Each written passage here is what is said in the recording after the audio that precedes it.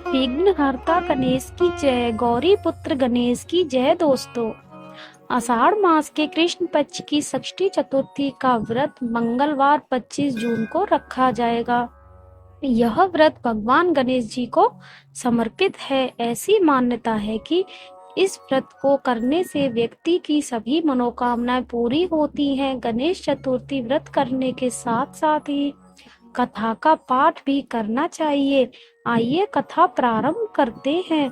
एक बार पार्वती जी ने पूछा, हे वत्स, आषाढ़ कृष्ण चतुर्थी को बहुत ही शुभदायिनी कहा गया है, आप उसका विधान बतलाइए। इस मास के गणेश जी पूजा किस प्रकार करनी चाहिए, साथ ही इस महीने में उनका क्या नाम रखा गया है।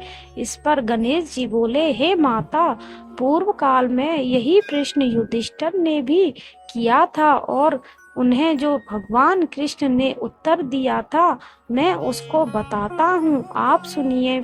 श्री कृष्ण ने कहा, हे राजन, गणेश जी की प्रतिकारक विघ्ननाशक पुराण इतिहास में वर्णित कथा को कह रहा हूँ, आप सुनिए। हे कुंती पुत्र, आषाढ़ कृष्ण चतुर्थी के गणेश जी का नाम लंबोदर है। उसका पूजन पूर्व वर्णित विधि से करें।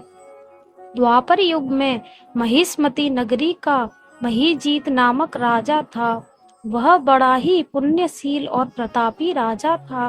वह अपनी प्रजा का पालन अपने पुत्र की तरह करता था, लेकिन संतान विहीन होने के कारण उसे राजमहल का वैभव अच्छा नहीं लगता था। वेदों में निसंतान का जीवन व्यर्थ माना गया है। यदि संतान विहीन व्यक्ति अपने पितरों को जल दान देता है तो उसके पितृगण उस जल को गर्म जल के रूप में ग्रहण करते हैं। इसी उहापोह में राजा का बहुत समय व्यतीत हो गया। उन्होंने पुत्र प्राप्ति के लिए बहुत से दान यज्ञ आदि कार्य किए, फिर भी राजा को पुत्र की प्राप्ति नहीं हो पाई। उनकी जवानी बीत गई और बुढ़ापा आ गया, लेकिन वंश की वृद्धि भी नहीं होती है। राजा ने विद्वान ब्राह्मणों और प्रजनन संदर्भ में परामर्श किया। राजा ने कहा कि हे ब्राह्मणों तथा प्राजजनों, हम तो संतानहीन हो गए हैं, अब मेरी क्या गति होगी। मैंने जीवन में तो किंचित भी पाप कर्म नहीं किया। मैंने कभी अत्याचार द्वारा धन संग्रह नहीं किया। मैंने तो सदैव प्रजा का पुत्रवत पालन किया तथा धर्माचरण द्वारा ही पृथ्वी शासन किया। मैंने चोर डाकुओं को सजा दी। गौ ब्राह्मणों का हित चिंतन करते हुए शिष्ट पुरुषों का आदर सत्कार किया। फिर भी मुझे अब तक पुत्र न होने का क्या कारण है। विद्वान ब्राह्मणों ने कहा कि हे महाराज, हम लोग वैसा ही प्रयत्न करेंगे जिससे आपके वंश की वृद्धि हो। इस प्रकार कहकर सब लोग युक्ति सोचने लगे। सारी प्रजा राजा के मनोरथ की सिद्धि के लिए ब्राह्मणों के साथ वन में चली गई।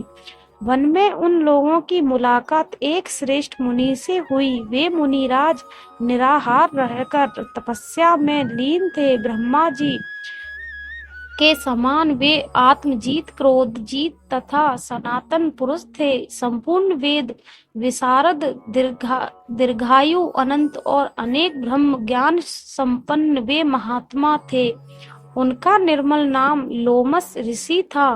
प्रत्येक कल्पांत में उनके एक एक रोम पतित होते थे, इसलिए उनका नाम लोमस ऋषि पड़ गया। ऐसे त्रिकालदर्शी महर्षि लोमेश के उन लोगों ने दर्शन किए। सब लोग उन तेजस्वी मुनि के पास गए थे।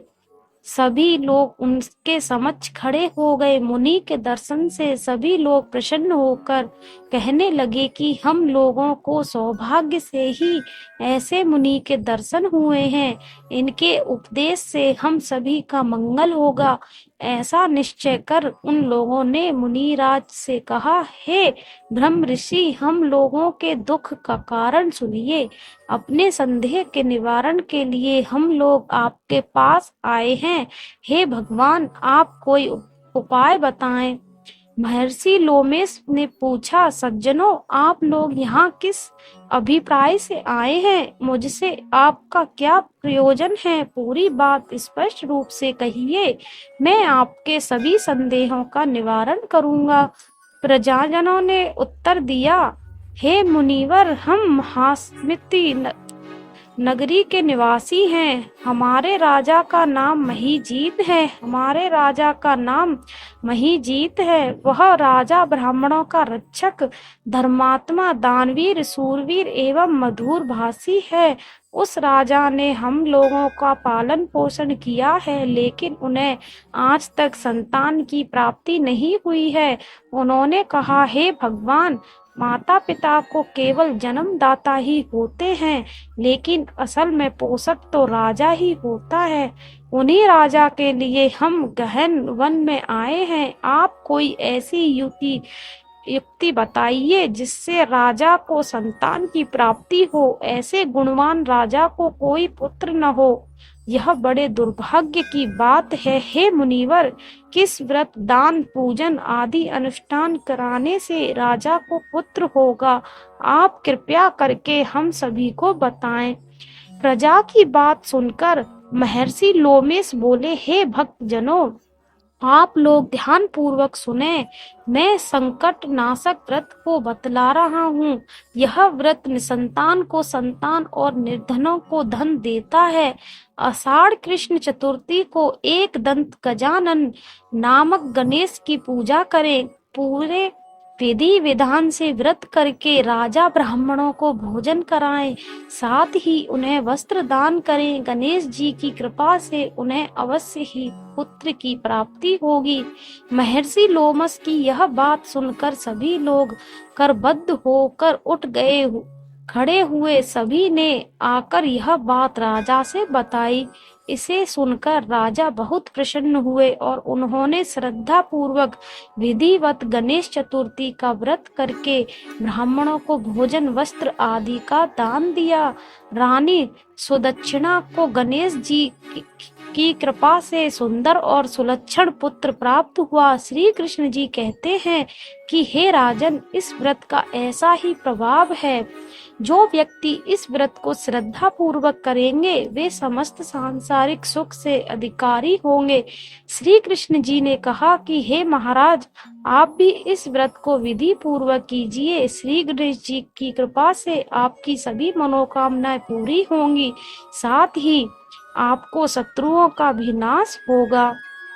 दोस्तों, अगर आप सभी को यह वीडियो पसंद आई हो तो वीडियो को लाइक एंड चैनल को सब्सक्राइब कर दें, क्योंकि वीडियो बनाने में बहुत मेहनत लगती है।